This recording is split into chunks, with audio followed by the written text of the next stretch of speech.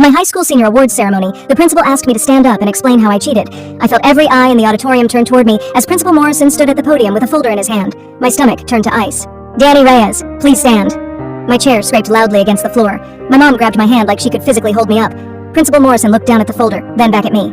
"Danny," he said, loud enough for the entire room to hear, "I want you to explain how you cheated." Whispers rippled through the seats.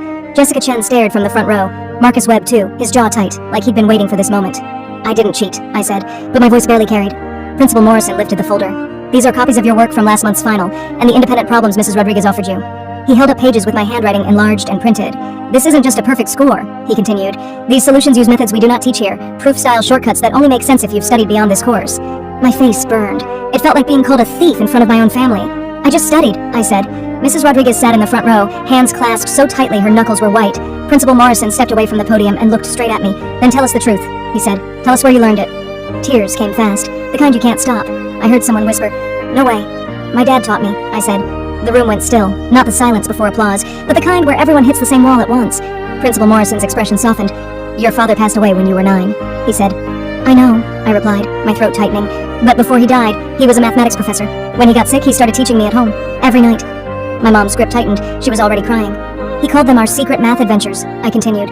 "He showed me patterns he loved, problems he thought were beautiful. He made math feel like a hidden world." I wiped my face and kept going because stopping would hurt more. After he died, I kept learning. He left me his university textbooks, a whole shelf. I worked through them slowly, year after year. Not because I wanted to be the smartest, I said, swallowing hard, but because it was how I remembered him.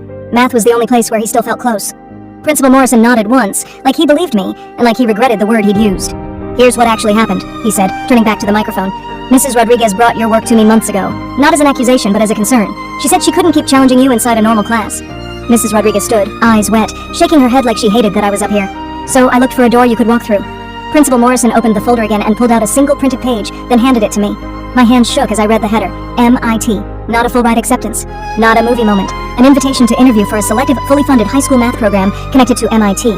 "They reviewed a sample of your work," Principal Morrison said. "They want to meet you. They want to see what you can do when you're not hiding." My mom made a sound beside me that was half laugh, half sob. Principal Morrison faced the room. "I use the word cheated because that's what people jump to when they see something they don't understand," he said. "But Danny didn't cheat. He did something harder. He kept a promise to someone he loved, even when no one was watching." The applause started small, then spread, then filled the entire auditorium. Mrs. Rodriguez was crying openly. Even Jessica Chen was clapping, smiling like the competition had never been the point. I stood there holding that page, my cheeks wet, my hands shaking, and something inside me finally unclenched.